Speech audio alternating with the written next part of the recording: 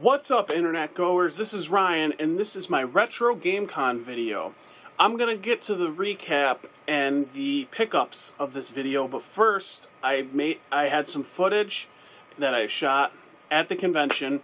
It was a great time. I showed up a bit late, but it was still fun. I was there for over 8 hours, and it was just such a good time. Met up with some old friends that I've made over the years, and I even got to meet some new ones that I was super excited to see. So, stick around for the end. What's up, guys? It is time for Retro GameCon! Retro GameCon! Retro GameCon! Old friend, it's so good to see you again. The distance and time goes away. We called up the stories we share. Oh, how the time goes by. And it's suddenly knowing where we're going, where we'll be. You have been a constant source of trust and stability. Old friend, so happy to see you again. The end is released. We're so glad you'll always be here.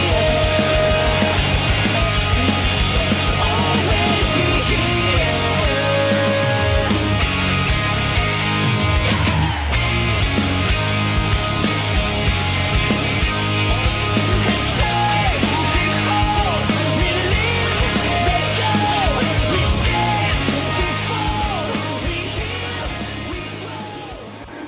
A lot of fun times to be had right there. It was great stuff. Anyway, this part is the part that some of you have been waiting for. This is the recap and the pickups from it. I personally, right now, do not remember what is what. I filmed this, let's see, Retro GameCon's been over for 2 weeks now. So I'm finally getting to filming this, and part of the reason why it was delayed was because one thing that I did pick up is this awesome Retro GameCon t-shirt. It was made by my friend Nate, who helped put it on. I believe he's the one who designed it. And it's in the vein of Final Fantasy VII, for those of you who don't know. It's really, really cool. It was a really cool design, and I love this shirt. But basically, I was waiting to wear this shirt for this video, so that was part of the delay. I couldn't find it after I'd put it somewhere, like the day after the convention. So let's start with...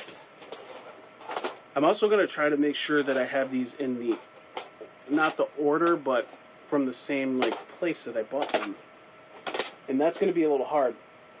We'll start with friend pickups, so that's easy enough.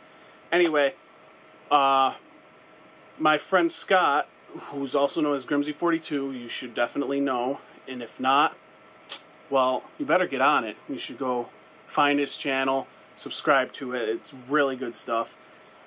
And his friend Oleg, who I met, he goes as Mr. Fantastic Presents on YouTube. He's a really good guy too. I'm going to smash a puny controller in my hands. You see how small these are? I try to squeeze it, my hand would break. Oh, I threw controllers out the window. It was crazy. You're just feeding into my stereotype. And what'd you do after that? Punch a hole in the wall? Weird Russian dude. You know, you're at least 50% Russian yourself. You realize that, right? I know. These two things I picked up from both of them. I picked up a PS3 game of all games from Grimsy42, but I see it everywhere, but never for $5. So he had it going for $5, and I told him that I would definitely pick this up because I don't have it in my PS3 collection, but it looks like a lot of fun, and Ozzy Osbourne's in it. You can't go wrong there, and that is Brutal Legend for the PS3. It is complete. It's actually in really nice shape too, and the disc looks like it was clean, like someone just tried to clean it. But there was that. And then from Mr. Fantastic, he had this game for 20 bucks with the manual, which is a good deal. However, I already had the game. I only needed the manuals. So he he struck me a deal. He gave me this manual for $5. Now, for a book manual, you figure, oh, that might be a little too much. But then again, it was a Super Mario Bros. 2 manual. Like I said, I already have the game, but I didn't have the manual, and I was just super happy to pick this up. And this is in super, super good condition, and I have to definitely point out the condition of it because it's a little hint towards something else that I got later on in the convention. Anyway, now we can go on to, we'll get right onto this part then.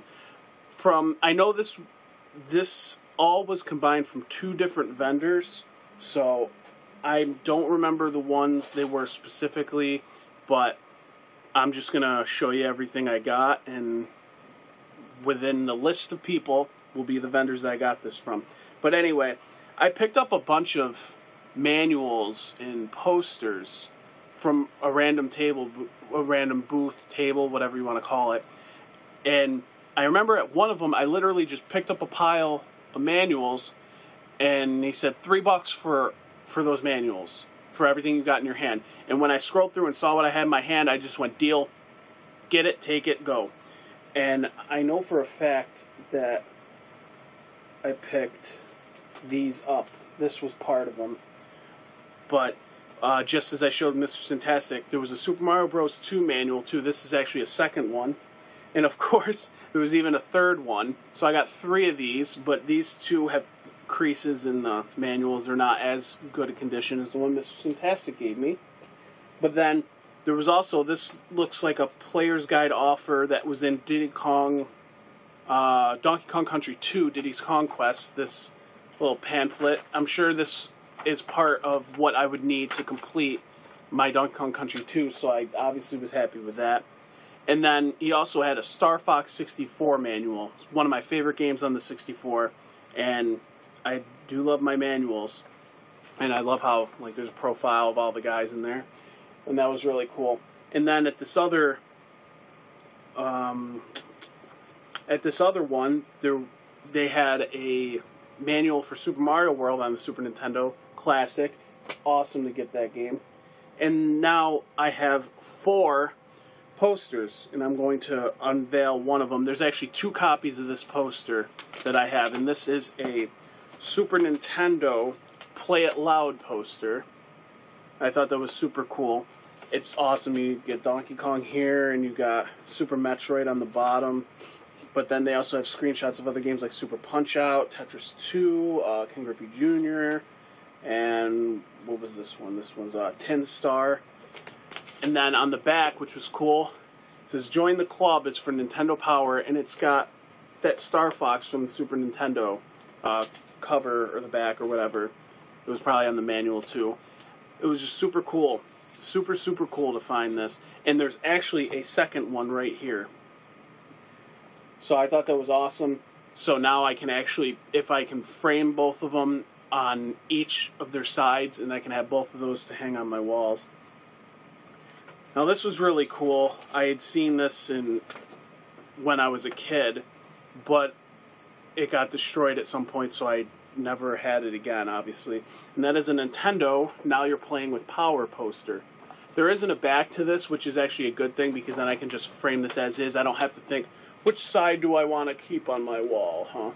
I can just have the one side and be completely happy. So, pull that back up. And the last one I think was my favorite, and that was a Now You're Playing with Super Power Super Nintendo poster. Of all of you know, I am the biggest Super Nintendo fan. So, between this one and those other ones that I have the 2 of, those were my favorite posters, obviously.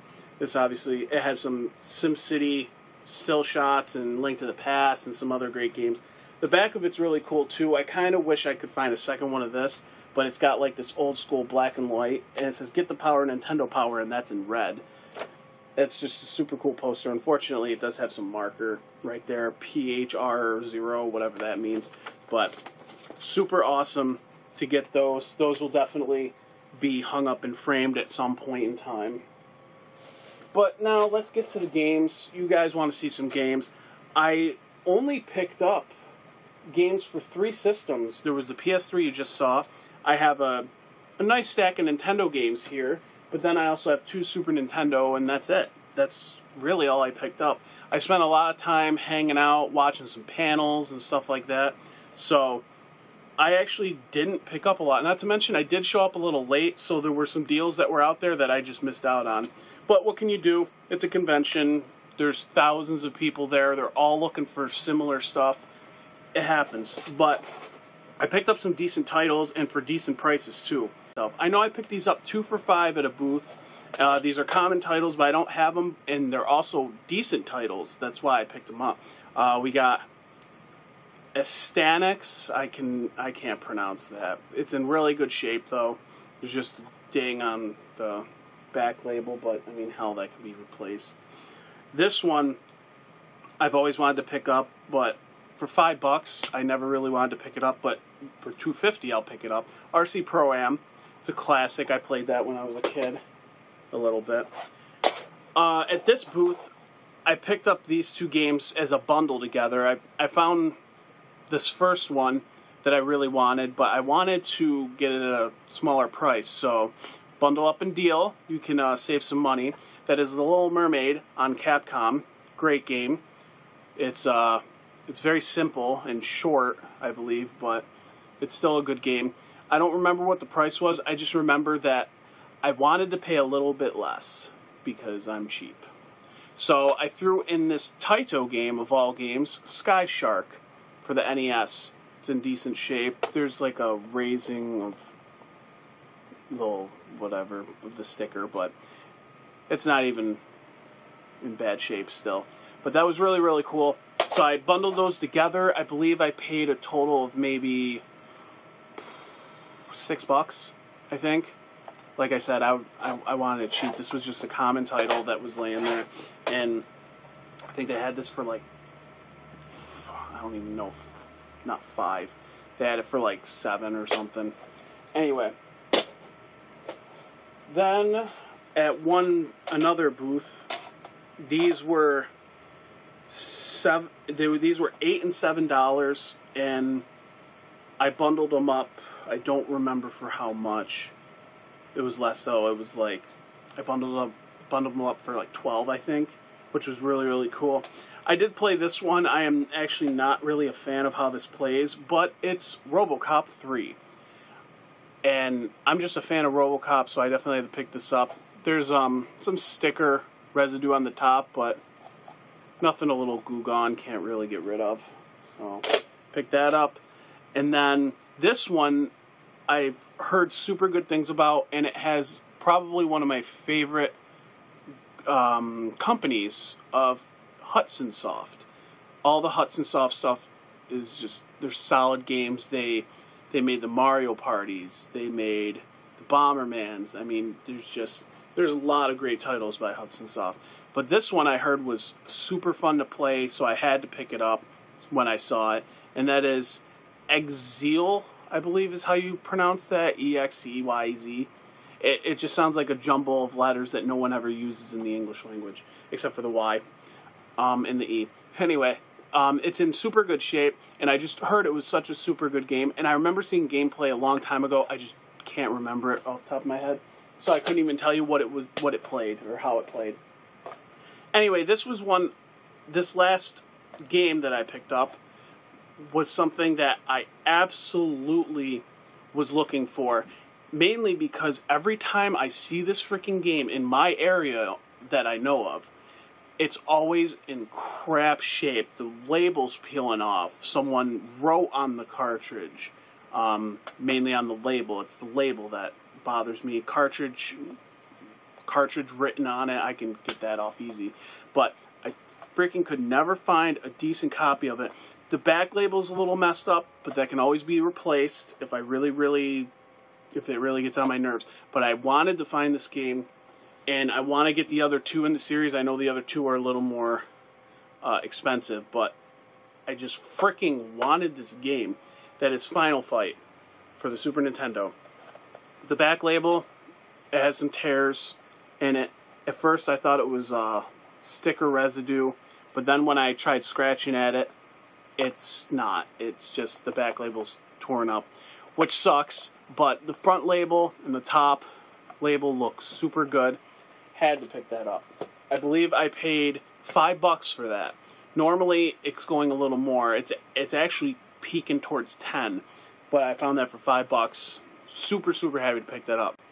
Now I have one final thing to show you as far as my pickups, and this is the thing I've been waiting for my entire life. Not my entire life, just ever since I started collecting. This was probably the first goal I made as a collector. There was a game that I wanted to get complete in box, and I finally done it.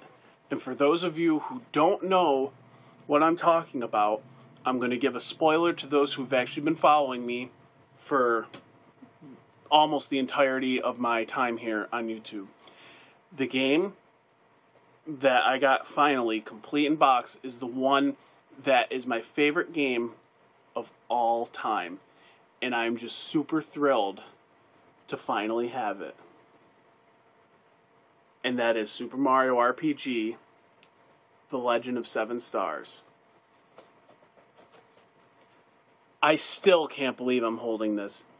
There's those games that people love and absolutely gotta have in their collection, and there's some people that'll look at them weird and be like, it's just a game. Yeah, it's good, but why is it a big deal that it's in your collection? And this is a much bigger deal for me.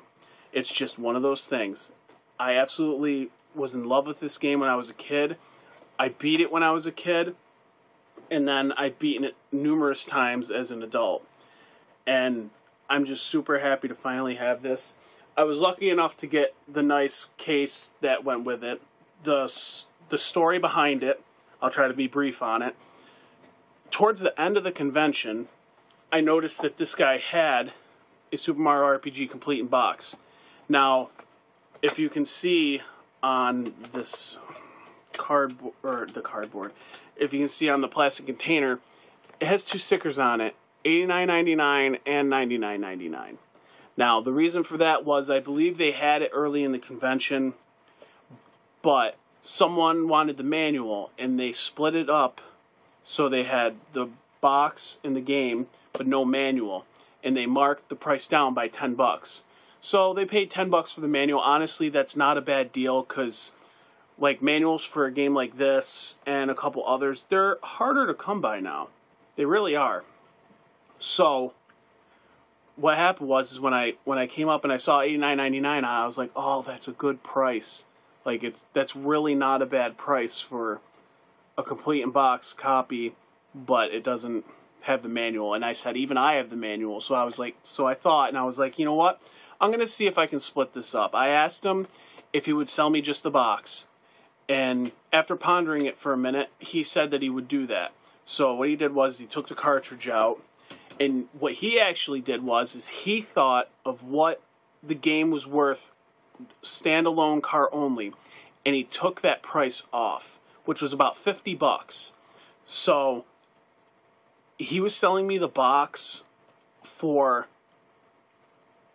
this $89.99, which would be $90 minus $50. So that's $40 right there.